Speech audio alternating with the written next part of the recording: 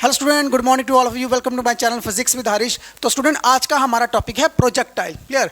तो स्टूडेंट, सबसे पहले नंबर हम डेफिनेशन को समझते हैं। If a body is thrown upward in a directions other than vertical and is allowed to fall under the action of gravity is called projectile. Clear है? तो बच्चों, यहाँ पे डेफिनेशन के अकॉर्डिंग क्या है कि अगर आप किसी भी ऑब्जेक्ट को फायर करो, बस आपने वर्टिकल डायरेक्शन में नहीं फायर करना है, आप किसी भी और अदर देन वर्टिकल बोला हुआ है कि जहाँ तो आप इस साइड को फायर कर सकते हो, जहाँ पे इस साइड को फायर कर सकते हो। जैसे आपने उस ऑब्जेक्ट को फायर किया, तो जो ऑब्जेक्ट जब आप फायर करोगे ना, तो फायर करने के बाद क्या हो रहा है कि यहाँ से वो under the influence of gravity के इफेक्ट में वो क्या करेगा, नीचे आएगा। क्लियर? तो उस वाली मोशन को हम क्या बोलेंगे, प्रोजेक्टाइल मोशन। क्लियर है? अच्छा, अब यहाँ पे देखो, जैसे फॉर एग्जाम्पल में ए बुलेट इज फायर्ड, तक जब भी हम किसी बुलेट को फायर करेंगे तो वो जो मोशन होगी उसकी वो क्या हो जाएगी, आपके पास प्रोजेक्टाइल मोशन होगी। क्लियर? उसकी सेकंड एग्जांपल देखो, a ball is thrown from some height. अच्छा, अब यहाँ पे क्या है बच्चों, यहाँ पे दो एग्जांपलें आई हैं। एक तो आपके पास आई है गन वाली एग्जांपल, जैसे फॉर एग्जांपल मान लो हमने गन यहाँ से फायर किया और जो बुलेट है वो क्या करेगी, यहाँ से आगे जाके जाने के बाद जितना भी वो डिस्टेंस कवर करेगी उसने क्या करना है, यहाँ पे नीचे आके तो गिरेगी वो चीज़। क्लियर? अच्छा, एक चीज़ तो ये होगी। दूसरे केस में क्या हो रहा है, वो बोल रहा है कि यहाँ पे अगर आप किसी बॉल को या किसी स्टोन को अगर आप थ्रो करते हैं सम हाइट के ऊपर, मान लो कि अगर आप पहले से ही आप किसी बिल्डिंग के ऊपर खड़े हो, तो उस बिल्डिंग से अगर आप किसी भी पत्थर को ऐसे करके थ्रो करते हो तो आपको एक हाइट मिल गई है, तो उससे क्या होगा, आपकी जो मोशन होगी ना वो यहाँ से इस साइड करके ये सीधी इस साइड में आएगी आपके पास। क्लियर है? ओके। तो इससे क्या होगा, इससे हमें प्रोजेक्टाइल की ना दो टाइप्स मिल जाएंगी। एक बन जाएगा आपके पास हॉरिजॉन्टल प्रोजेक्टाइल और दूसरा बन जाएगा आपके पास ऑब्लिक प्रोजेक्टाइल। क्लियर? सबसे पहला पार्ट आज हम करेंगे हॉरिजॉन्टल प्रोजेक्टाइल क्या होता है। क्लियर? तो हॉरिजॉन्टल की यहाँ पे मैंने डेफिनेशन लिखी है, when a body is thrown in a horizontal direction and is allowed to fall under the action of gravity. बच्चों, इस डेफिनेशन को पहले समझो कि कहता है कि अगर आप किसी भी ऑब्जेक्ट को हॉरिजॉन्टल इन द सेंस कि मान लो मेरे पास यहाँ पे कोई बॉल है तो मैं यहाँ से इस साइड करके फायर कर रहा हूँ। क्लियर है? अच्छा, अब वो हो क्या रहा है यहाँ पे कि आपके पास तो पहले से ही हाइट है, तो पहले अब हम इसकी डायग्राम को ड्रा करते हैं। सबसे मोस्ट इंपॉर्टेंट अगर कोई चीज़ है तो इसकी डायग्राम है। यहाँ पे ये देखो, यहाँ पे ऑलरेडी जो है ना मैं किसी बिल्डिंग के ऊपर खड़ा हूँ। क्लियर? तो यहाँ पे क्या हो रहा है, इस बिल्डिंग से मैं कोई भी एक ऑब्जेक्ट जो है ना वो फायर करूँगा। तो मान लो लेट अस सपोज कि मैं किसी यहाँ पे अगर कोई स्टोन को फायर करता हूँ, तो जैसे मैं स्टोन को फायर करूँगा वो कुछ डिस्टेंस तो इधर को कवर करेगा ना। जैसे मान लो मैंने ये स्टोन पकड़ा, उसको ऐसे करके फायर करूँगा। क्लियर है? जहाँ तो मैं इसको थ्रो करूँगा, तो जब मैं इसे थ्रो करूँगा तो वो कुछ डिस्टेंस तो हॉरिजॉन्टल साइड जाएगा ना। तो जैसे अब हॉरिजॉन्टल जाएगा उसके बाद उसने क्या करना है, यहाँ से डिस्टेंस को ना ऐसे करके वो नीचे गिरेगा यहाँ पे under the influence of gravity. Clear है? क्योंकि ये तो होता नहीं है भाई कि जब भी हम कोई ऑब्जेक्ट को जो है वो फायर करें तो वो क्या है, वो ऊपर ही जाता है या ऊपर ही जाएगा, ग्रेविटी के इन्फ्लुएंस के बीच में आएगा नहीं। तो इट मीन्स दैट कि वो तो ग्रेविटेशन पुल आपसे बाहर हो गया है। क्लियर? तो उस समय जो है, उस समय हम उसकी प्रोजेक्टाइल मोशन जो है वो नहीं बोलेंगे। क्लियर? क्योंकि वो तो मूव कर रहा है, अब वो स्पेस में चला गया है। क्लियर? यहाँ पे क्या है कि प्रोजेक्टाइल मोशन को हम तभी बोलेंगे जब वो under the influence of gravity आएगा। क्लियर? तो यहाँ पे देखो, अगर यहाँ से हमने किसी ऑब्जेक्ट को फायर किया है तो मेरे पास अब ये वाला पॉइंट कौन सा आ गया, ओरिजिन वाला पॉइंट आ गया। क्लियर? अब जैसे मैं यहाँ से इसको इस साइड को फायर करूँगा, इस वाली साइड को जो मैं फायर कर रहा हूँ, क्लियर, तो ये वाली मेरी साइड कौन सी आपके पास आ गई, एक्स एक्सिस है। क्लियर? अब यहाँ से आप इसको ड्रॉप कर रहे हो इस साइड को। क्लियर? तो ये वाला आपका पॉइंट कौन सा आ गया, ओरिजिन का पॉइंट आ गया। तो ओरिजिन के पॉइंट के आपके पास कोऑर्डिनेट कौन से होते हैं, एक्स नॉट वाई नेट। तो इस समय ओरिजिन के ऊपर अगर आपने यहाँ से ऑब्जेक्ट को फायर किया है ना, तो आप इसका यहाँ पे मीनिंग समझ लो, एक्स भी 0 है और वाई भी 0 है। इस चीज़ को समझो। डायग्राम सबसे मोस्ट इंपॉर्टेंट है। जितनी अच्छी तरीके से आपको डायग्राम आएगी उसी तरीके से ही आपका डेरिवेशन चलेगा। अगर आपको डायग्राम की अच्छी तरह से अंडरस्टैंडिंग नहीं होगी तो याद रखना क्वेश्चन जो है वो सही नहीं निकलेगा। जहाँ तक ये बच्चों क्लियर है कि अब अगर मैंने यहाँ से ऑब्जेक्ट को फायर किया है तो लेट अस सपोज इस समय जो उसकी वेलोसिटी है ना वो क्या है, इनिशियल वेलोसिटी u है। क्लियर? अब जैसे ही मैं यहाँ से इसको फायर करूँगा तो वो फायर करने के बाद क्या हो रहा है, कुछ डिस्टेंस इस साइड कवर करेगा, उसके बाद करने के बाद ये क्या कर रहा है, under the influence of gravity आएगा। क्लियर है? तो इस पॉइंट के ऊपर अगर मान लो वो ये यहाँ पे आके वो ड्रॉप कर रहा है। क्लियर? तो इट मीन्स अब यहाँ से तो आपको पता है आप ऑलरेडी क्या है, आपके पास एक सूटेबल हाइट है, तो उस हाइट को हम मानते हैं h। क्या है, आपके पास एक हाइट है, तो ये आपके पास हाइट आ गई यहाँ से। जहाँ तक बच्चों ये चीज़ क्लियर है। अब ऑब्जेक्ट जो है ना, अब आपने ऑब्जेक्ट यहाँ से फायर किया तो वो यहाँ से यहाँ तक गया, तो इट मीन्स आपका अगर आप ग्राउंड से डिस्टेंस देखो तो ये डिस्टेंस आपका यहाँ से लेके यहाँ तक होगा। इस पॉइंट से जो मैक्सिमम डिस्टेंस इसने कवर किया है उसे मैं क्या मानता हूँ, आर मानता हूँ। ये चीज़ क्लियर है बच्चों। अच्छा, अब बच्चों जो मेन क्वेश्चन है ना, यहाँ पे जो जो पार्ट्स हमने निकालने हैं, पहले आपने उस चीज़ को लिख लेना है अच्छी तरह से। क्लियर। अब हॉरिजॉन्टल प्रोजेक्टाइल के बीच में अब आपने यहाँ पे निकालना क्या क्या है उसको देखो आप। पहले आपने यहाँ पे इसमें शॉर्ट में लिख लेना है एक चीज़, क्योंकि ये बहुत मोस्ट इंपॉर्टेंट चीज़ है। क्लियर। पहले नंबर पे हमने देखना है कि जो भी प्रोजेक्टाइल जो है, प्रोजेक्टाइल जब यहाँ पे गिर रहा है, क्लियर, तो उसने एक्स एक्सिस वाली साइड मोशन कितनी कवर, मोशन कैसी है उसकी। क्लियर। हमने देखना है motion along x axis. Clear है।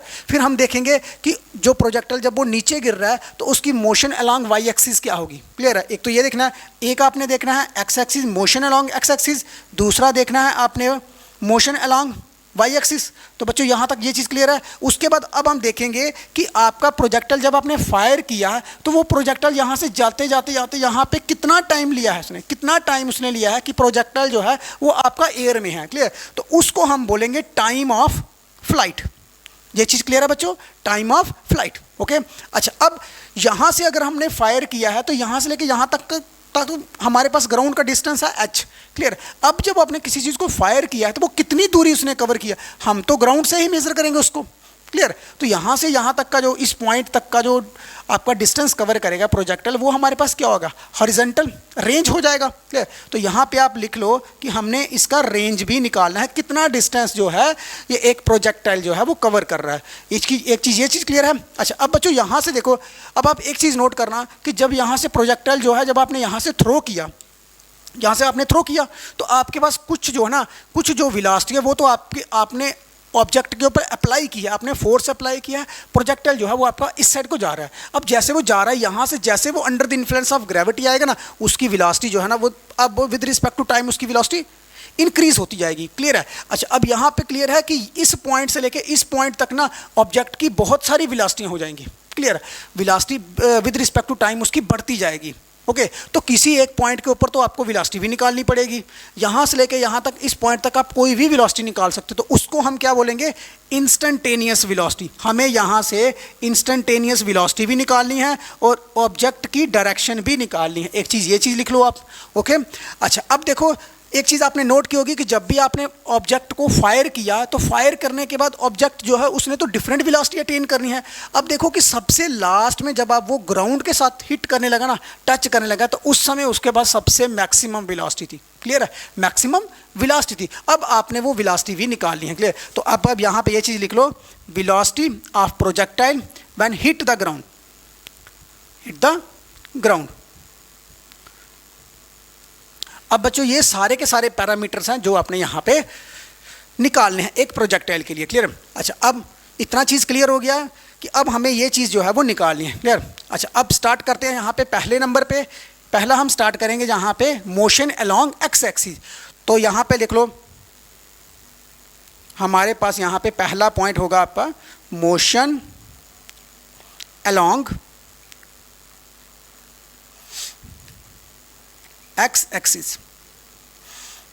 अच्छा, अब बच्चों यहाँ पे देखो, अब कुछ चीज़ें जो है ना वो आपको ध्यान में रखनी पड़ेंगी, क्योंकि ये क्वेश्चन जो है बहुत कम्प्लेक्स क्वेश्चन है एक नंबर। तो दूसरे नंबर पे क्वेश्चन जो है ना ये 100% चांस होते हैं इसके न्यूमेरिकल भी पूछे जाते हैं और इसकी थ्योरी टाइप का क्वेश्चन भी आ जाता है। क्लियर। तो इसको आपने बहुत अच्छी तरह से इस चीज़ को ध्यान में रखना है। ये चीज़ क्लियर है बच्चों। अच्छा, अब देखो यहाँ पे मोशन अलोंग एक्स एक्सिस। तो बच्चों इससे जो पहले वाली वीडियो थी उसमें मैंने आपको बताया था कि कोई भी एक पार्टिकल जो है जब वो 2 डायमेंशंस के बीच में मूव करता है, क्लियर है, तो उस समय ऑब्जेक्ट जो है अलोंग एक्स एक्सिस भी कोई डिस्टेंस कवर करता है और अलोंग वाई एक्सिस भी कोई डिस्टेंस क्लियर करता है। तो मैंने आपको इक्वेशन बोली थी कि उस इक्वेशन को आपने अच्छी तरह से गोटा मार लेना है, क्योंकि वो इक्वेशन ही होगी तभी आपके पास ये प्रोजेक्टाइल का क्वेश्चन जो है वो निकलेगा। अगर आपने अच्छी तरह से वो इक्वेशंस नहीं की तो समझो वो क्वेश्चन नहीं निकलेगा। ओके। तो यहाँ पे देखो मोशन अलोंग एक्स एक्सिस, तो मैंने वो आपको इक्वेशन करवाई थी, वो आपके पास इक्वेशन थी x is equals to x naught plus v naught x t plus 1/2 ax t का स्क्वायर। तो बच्चों ये है आपके पास एक वो इक्वेशन जिसमें एक ऑब्जेक्ट जो है ना, जब आप उसको विद सम हाइट के ऊपर आप थ्रोन करोगे तो ऑब्जेक्ट आपका इस साइड को जा रहा ना, इस साइड को जाएगा, तो इस साइड को देखना है उसने डिस्टेंस कितना कवर किया है, हमने ये चीज़ देखनी, क्योंकि उसके बाद तो जैसे ही वो एक्स वाली साइड जाएगा उसके बाद तो उसने यहाँ पे नीचे करना है, हम देखेंगे कि कितनी वो एक्स वाली साइड गया है और वो कितना वो डिस्टेंस यहाँ से कवर किया है, हम वो निकालेंगे। अच्छा, अब बच्चों कुछ चीज़ें हैं जो आपने नोट करके रखनी है। एक नंबर तो आपका एक्स नॉट और वाई नॉट ये क्या रहेगा आपका 0, ये चीज़ क्लियर।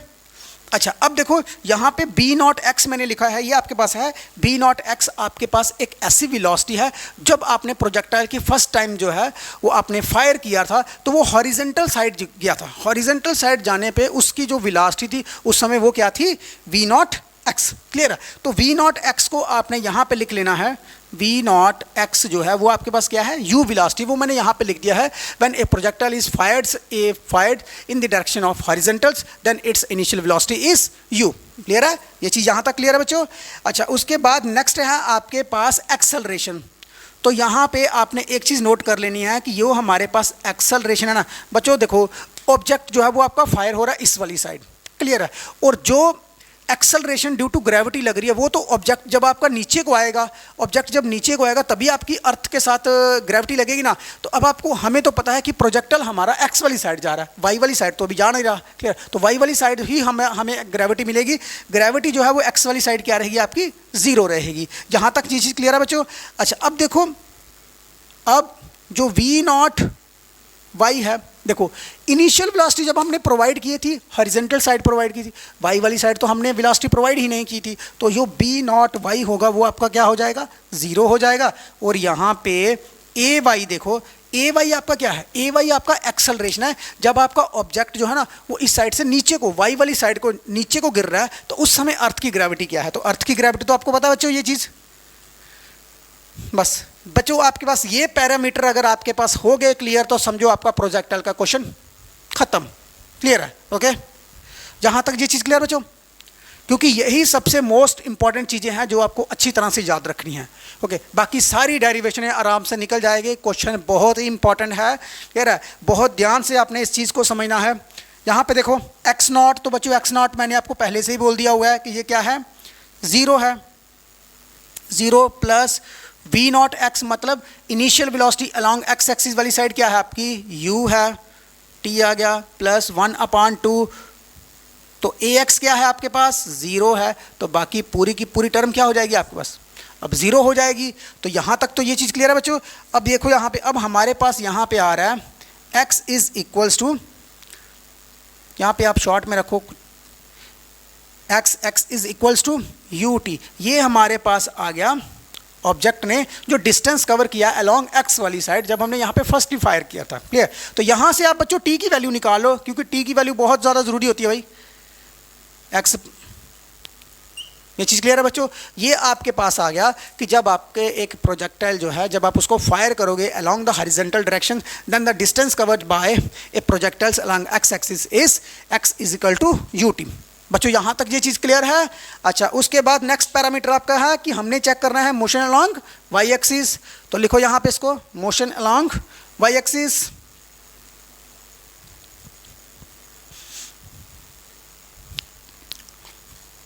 देखो motion along y axis, second point आपके पास आया मोशन अलोंग वाई एक्सिस।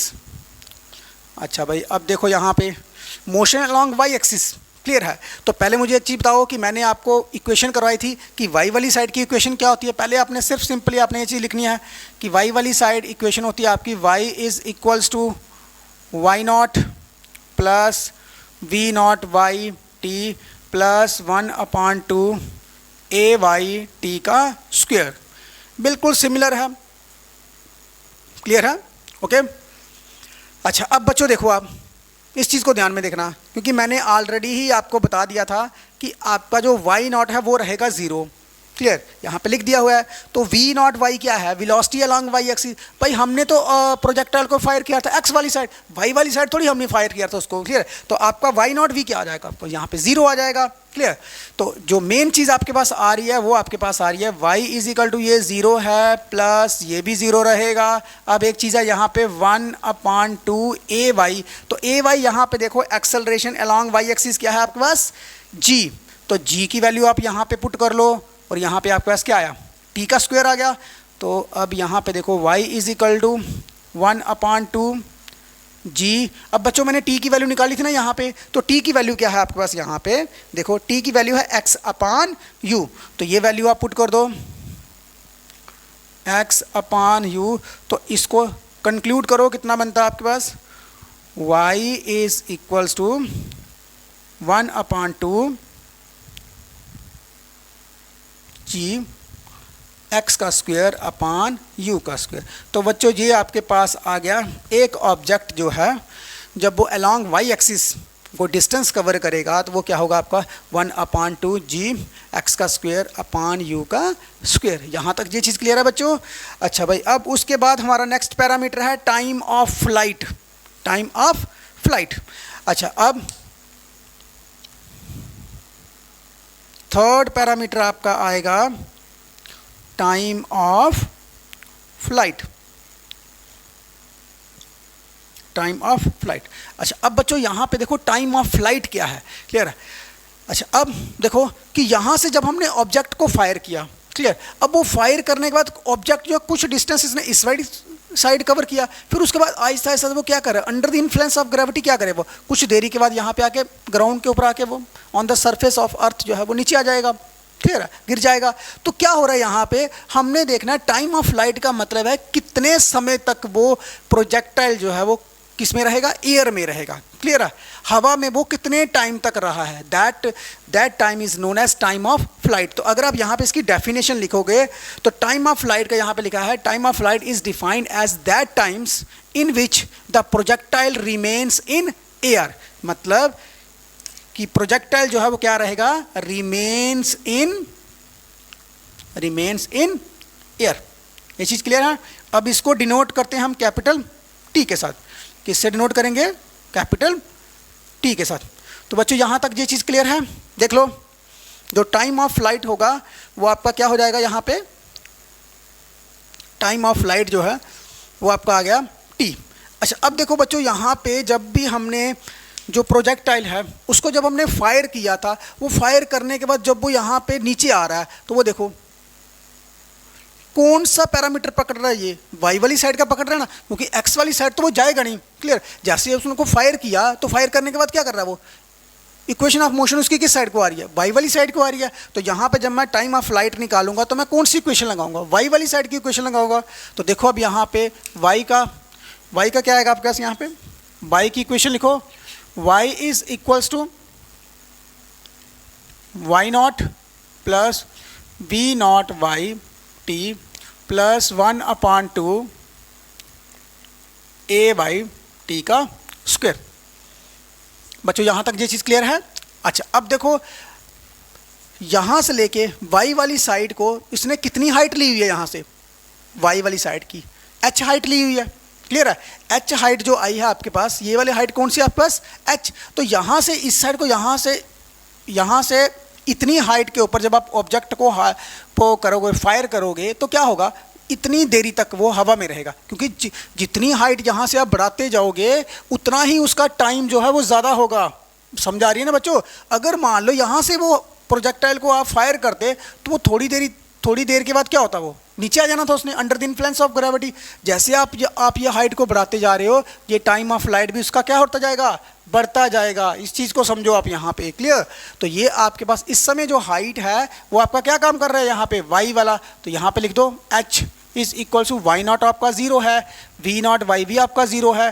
अब यहाँ पे जो आपके पास आ रहा है वो आ रहा है 1/2 ए वाई क्या है, एक्सेलरेशन ड्यू टू ग्रेविटी। तो इस समय टी का स्क्वायर जो है, अब हमें यहाँ पे टी जो है, टी का मतलब है टाइम टेकन। अब वो टाइम टेकन क्या है आपका, 2 सेकंड का भी हो सकता है, 3 सेकंड का भी हो सकता है, 10 का भी हो सकता है, 12 सेकंड का भी हो सकता है, क्लियर है। अब ये जो स्मॉल टी है ना, ये तो आपके पास आ गया एक स्मॉल टाइम टेकन, क्लियर है। हमने देखना यहाँ से लेके यहाँ तक, ये तो 6 सेकंड भी हो सकता है, 7 सेकंड की भी बात कर रहा है, लेकिन हमने देखना ये पूरा का पूरा टाइम। तो ये पूरा का पूरा टाइम इस समय क्या आ रहा है आपके पास, टाइम ऑफ फ्लाइट। तो इस समय अगर आप यहाँ पे टी पुट करोगे तो वो आपके पास कैपिटल टी होगा। तो मैंने यहाँ पे सिंपल क्या कर देना है, कैपिटल टी पुट कर देना है। तो बच्चों यहाँ तक ये चीज़ क्लियर है। अब आपने क्या निकालना है, यहाँ से टी की वैल्यू निकालनी है। तो टी की वैल्यू यहाँ पे देखो, 2 को इधर मल्टीप्लाई करो, 2h is equals to g t का स्क्वायर। तो यहाँ से टी का स्क्वायर देखो, टी का square is equal to 2h upon g. तो यहाँ पे टी की वैल्यू क्या आ जाएगी, under root 2h upon g. तो बच्चों ये चीज़ क्लियर है। अब आपके पास टाइम ऑफ फ्लाइट भी आ गया है कि इतना टाइम लगेगा कि आपका ऑब्जेक्ट जो है वो एयर में रहेगा। ये चीज़ क्लियर है बच्चों, ओके। अब आप यहाँ पे अगर आप h की वैल्यू पुट करोगे, g की वैल्यू आपके पास है 9.8 मीटर पर सेकंड स्क्वायर, तो आपके पास यहाँ पे टाइम ऑफ फ्लाइट आ जाएगा कि इतनी टाइम तक जो ऑब्जेक्ट जो है वो आपका किस में रहेगा, एयर में रहेगा। क्लियर है। अच्छा, अब उसके बाद है नीचे बच्चों हॉरिजेंटल रेंज। अब उसको देखेंगे हम बच्चों। सबसे मेन बात जो है वो है इक्वेशंस की। इक्वेशन ऑफ मोशन आपको आनी चाहिए भाई, अगर ये नहीं आई तो क्वेश्चन नहीं निकलेगा। ये जितनी अच्छी तरह से आप इसको याद कर लोगे उतना ही अच्छा है भाई, इतनी चीज़ आप समझ लो।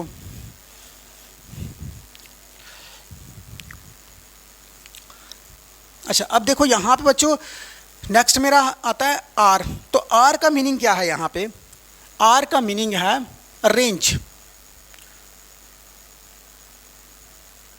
Horizontal range.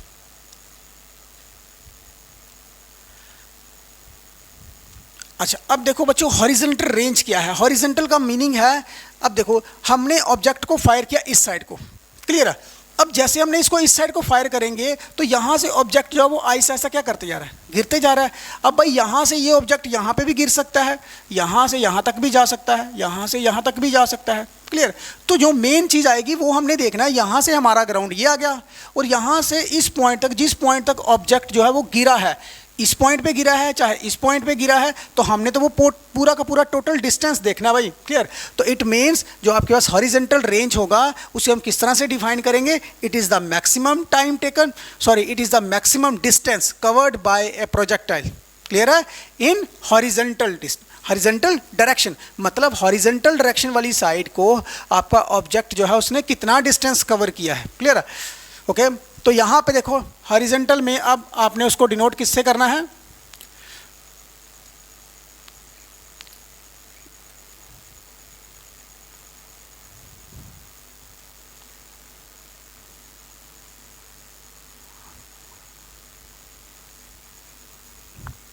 मतलब मैक्सिमम डिस्टेंस जब कवर करेगा एक प्रोजेक्टाइल तो उसको हम डिनोट करेंगे आर के साथ।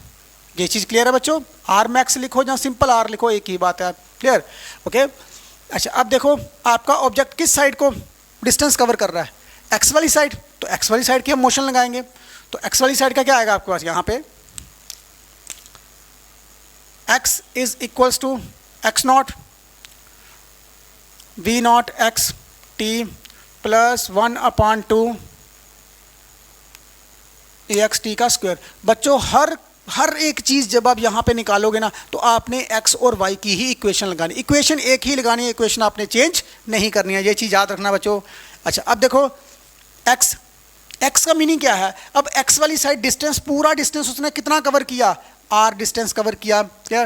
तो x यहाँ पे कितना आ जाएगा आपका r, x नॉट क्या है आपका 0, वी नॉट एक्स का मीनिंग क्या है कि कितनी वेलोसिटी आपने x वाली साइड दी थी वो हमें पता है बच्चों, u है, उसके बाद t आ गया। अब यहाँ पे ये चीज़ तो आपको पता है, एक्सेलरेशन जो है अलोंग एक्सिस क्या होगा आपकी 0 हो जाएगी, तो ये वाला पैरामीटर तो गया आपका, ओके। अच्छा, अब देखो बच्चों यहाँ पे जो स्मॉल t आ रहा है ना उसको देखो, यहाँ पे आप देखो आपका ऑब्जेक्ट जो है ना, अगर मान लो आप 2 सेकंड की बात करते हो तो ऑब्जेक्ट आपका यहाँ से यहाँ तक होता, क्लियर है, ओके। यहाँ से यहाँ तक भी हो सकता है, टी की जैसे जैसे वैल्यू बढ़ती जाएगी आपका ऑब्जेक्ट जो है वो यहाँ से डिस्टेंस कवर करता है। देखो मान लो अगर 2 सेकंड, तो 2 सेकंड के बाद यहाँ पे गिर रहा है, अगर आप 5 सेकंड लेते हो ये वाला हो गया, 10 सेकंड लोगे ये वाला हो जाएगा, क्लियर। मतलब जितना ये टाइम बढ़ेगा, जितना ये ज़्यादा टाइम होगा उतना ही प्रोजेक्टाइल क्या करेगा, डिस्टेंस कवर करेगा ज़्यादा से ज़्यादा। तो भाई ज़्यादा से ज़्यादा हमारे पास मैक्सिमम टाइम कितना है, मैक्सिमम टाइम तो हमारे पास मैक्सिमम टी है, टी मतलब टाइम ऑफ लाइट। क्लियर है, जितना हमारे पास टाइम ऑफ लाइट ज़्यादा होगा उतनी दूरी वो कवर करेगा, ये चीज़ क्लियर है। तो यहाँ पे अब आपने क्या लिखना है, simple r is equals to u t. ये चीज़ क्लियर है बच्चों। अच्छा अब देखो बच्चों, अब आपने यहाँ पे t की वैल्यू निकाली हुई है, क्लियर। ये आपके पास क्या है, वैल्यू आ रही है, t की वैल्यू आ रही है, क्लियर। तो t आपके पास यहाँ पे कितना आ रहा है, इस चीज़ को देखो, u t की वैल्यू देखो √2h/g। तो यहाँ पे बच्चों ये आपके पास आ गया रेंज की वैल्यू। यहाँ तक क्लियर है, मतलब जब आप यहाँ पे h की वैल्यू लगा दोगे, g की वैल्यू लगा दोगे और इनिशियल वेलोसिटी की वैल्यू लगा दोगे, आपके पास आ गया horizontal distance. Horizontal distance means एक प्रोजेक्टाइल जो है वो कितनी दूरी के ऊपर जाके गिरेगा on the surface of the earth, clear है। जिस हाइट के ऊपर आप उसको रखोगे उस हाइट से आगे वो कितना डिस्टेंस कवर करेगा along x axis, that is maximum horizontal range. यहाँ तक बच्चों ये चीज़ क्लियर है। अच्छा अब नेक्स्ट पॉइंट है, बहुत ही इंपॉर्टेंट पॉइंट है, इस चीज़ को आपने समझना है, क्लियर। बच्चे तकरीबन इस पॉइंट को समझते नहीं है, ठीक, क्योंकि ये थोड़ा सा पॉइंट जो है वो डिफ़िकल्ट है, लेकिन कोशिश रहेगी पूरी तरह से आपको समझाने की। अब नेक्स्ट जो आ रहा है आपके पास, वो आ रहा है इंस्टेंटेनियस वेलोसिटी। नेक्स्ट है आपके पास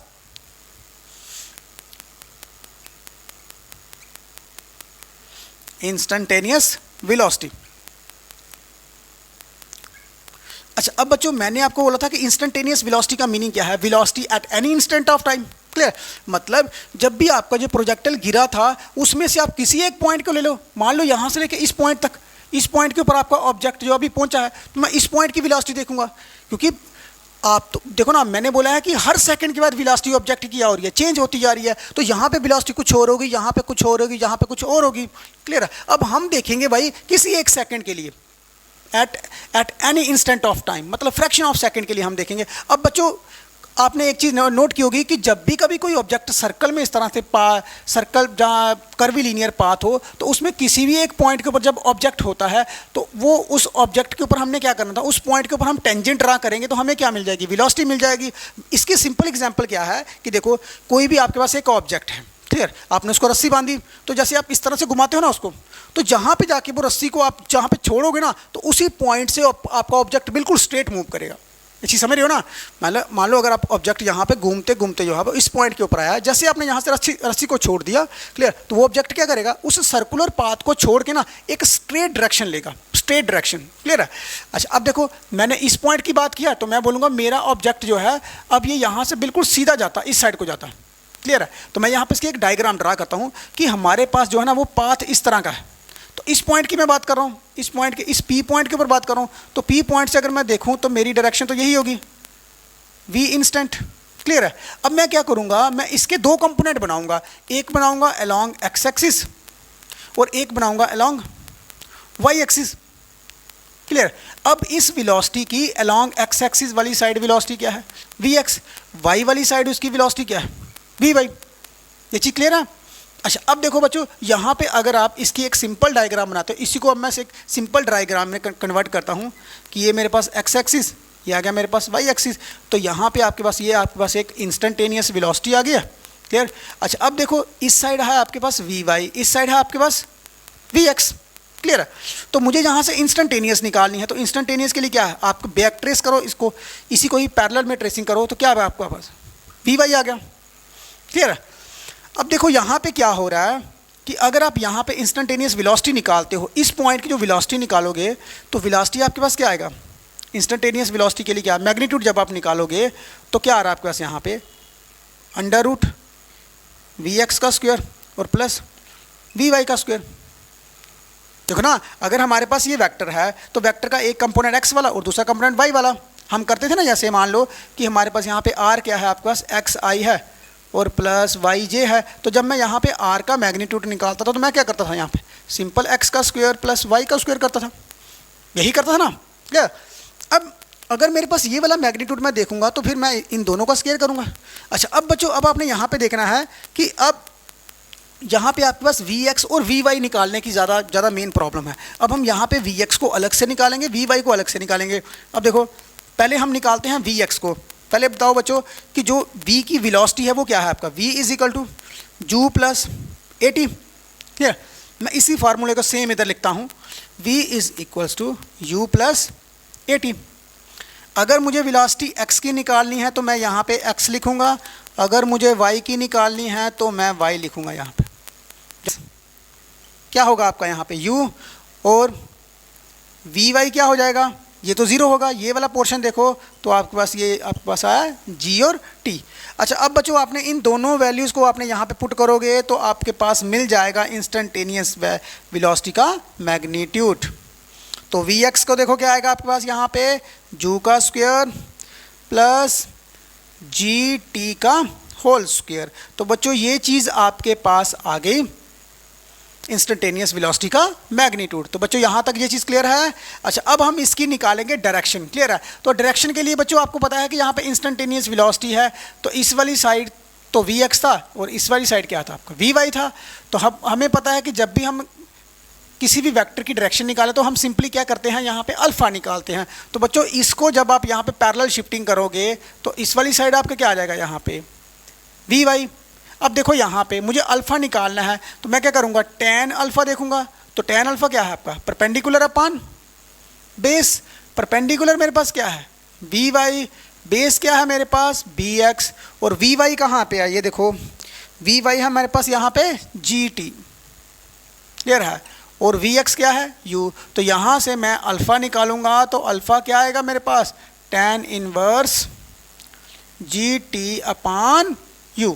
तो ये था आपके पास बच्चों direction of instantaneous velocity at any instant. Clear है कि मान लो अगर आपका प्रोजेक्टाइल जो है वो यहाँ से इस साइड को गिर रहा है तो किसी एक पॉइंट पे आप उसकी वेलोसिटी निकाल सकते हो। क्लियर, एट एनी इंस्टेंट, वो चाहे इस पॉइंट पे हो, चाहे इस पॉइंट पे हो, चाहे इस पॉइंट पे हो, किसी भी पॉइंट जब आप निकालोगे वेलोसिटी तो आपको ये वाला फार्मूला लगाना होगा। अगर आपने उसकी डायरेक्शन निकालनी है तो ये वाला फार्मूला लगाना होगा। यहाँ तक बच्चों ये चीज़ क्लियर है। अब आपका लास्ट पैरामीटर आता है velocity of the projectile when hit the ground. Clear, तो यहाँ पे आप देखो velocity of projectile when hit the ground जो है वो इसको हम किस तरह से निकालेंगे, यहाँ पे देखो। अच्छा अब बच्चों यहाँ पे देखो कि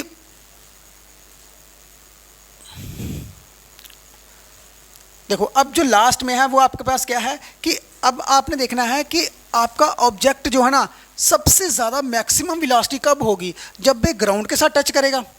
क्लियर है, क्योंकि यहाँ पे वेलोसिटी आपकी कुछ हो रहा है, यहाँ पे कुछ हो रहा है, क्योंकि जब भी कोई भी ऑब्जेक्ट है under the influence of gravity, जब वो फ्री फॉल ऑब्जेक्ट जो है वो अर्थ की जो ग्रेविटी के अंदर आता है, जब वो हिट करता है ना ग्राउंड को, उस समय सबसे ज़्यादा वेलोसिटी होती है उसकी। क्लियर है, अब इस चीज़ को समझो कि जब आपके पास यहाँ पे सबसे मैक्सिमम वेलोसिटी है तो मैक्सिमम वेलोसिटी निकालने के लिए हमें क्या करना पड़ेगा, सबसे मैक्सिमम टाइम चाहिए। भाई वो कितनी दूरी तय करके आया है, कितना समय लिया है उसने एयर में, तो जब वो लास्ट टाइम सरफेस के ऊपर जो है वो टच करेगा तो उस समय उसका कितना टाइम होगा, मैक्सिमम टाइम हमने देखना है। तो हमने सिंपली क्या कर देना है बच्चों, इसी इक्वेशंस के बीच में हमने यहाँ पे जब मैक्सिमम निकालनी है ना, वी मैक्सिमम निकालनी है, तो बच्चों हमने यहाँ पे ना सिर्फ सिंपली जो टाइम ऑफ फ्लाइट है ना हमने वो लिखना है। जहाँ पे देखो क्या आ रहा है आपका जी का स्क्वायर है, तो मैंने यहाँ पे जी का स्क्वायर लिख दिया। अब यहाँ पे टाइम है तो टाइम तो बच्चों आपको क्या करना पड़ेगा, यहाँ पे कैपिटल टी लिखना पड़ेगा यहाँ पे। तो कैपिटल टी जब आप लिखोगे तो ये टी का स्क्वायर आ गया। क्लियर, ये आपके पास आ गया maximum velocity when hit the ground. अच्छा अब बच्चों मैंने यहाँ पे टी की वैल्यू निकाली हुई है, टी का स्क्वायर कितना था आपका 2h अपॉन जी। तो अब आपने सिंपल यहाँ पे वैल्यू पुट कर देनी है टाइम ऑफ फ्लाइट की। तो u का स्क्वायर प्लस जी का स्क्वायर और t का स्क्वायर देखो कितना आ रहा है बच्चों यहाँ पे 2h अपॉन जी। तो सिंपली यहाँ पे स्क्वायर को काट दो तो आपके पास अब जो मैक्सिमम वेलोसिटी आएगी वो कितनी आएगी, u का स्क्वायर प्लस GHU। ये आपके पास आ गया मैक्सिमम वेलोसिटी। यहाँ तक बच्चों ये चीज़ क्लियर है, u का स्क्वायर प्लस 2GH, मतलब कि सबसे ज़्यादा वेलोसिटी आपकी ऑब्जेक्ट की क्या होगी on the surface of the earth के ऊपर, जब आपका टाइम ऑफ फ्लाइट जो है वो मैक्सिमम होगा। क्लियर है, तो जितना टाइम ऑफ फ्लाइट होगा उसका उसी के हिसाब से आपकी मैक्सिमम वेलोसिटी बन जाएगी। क्लियर है बच्चों, क्वेश्चन बिल्कुल भी टफ नहीं है, आपने इस क्वेश्चन को बड़े आराम से ट्रिक के साथ चलना। ये ट्रिक्स आपने याद रखने हैं कि भाई क्या क्या चीज़ निकालनी है। मोशन अलॉन्ग एक्स एक्सिस देखना है, मोशन अलॉन्ग वाई एक्सिस देखना है, आपने टाइम ऑफ फ्लाइट देखना है, ऑब्जेक्ट का हॉरिजेंटल रेंज देखना है, क्लियर, इंस्टेंटेनियस वेलोसिटी देखनी है, फिर उसके बाद आपने देखना है उसकी डायरेक्शन देखनी है और साथ में उसकी वेलोसिटी देखनी है जब वो हिट द ग्राउंड करेगा। क्लियर है? ओके बच्चों, सिर्फ आपने दो ही इक्वेशनें याद रखनी है, motion along x axis and motion along y axis. उसी के बेस के ऊपर आपकी सारी की सारी चीज़ें जो है वो निकल जाएंगी। तो ओके स्टूडेंट, होप सो कि आपको अच्छी तरह से ये प्रोजेक्टाइल का क्वेश्चन जो है वो समझ आया होगा। Okay student, thanks for this.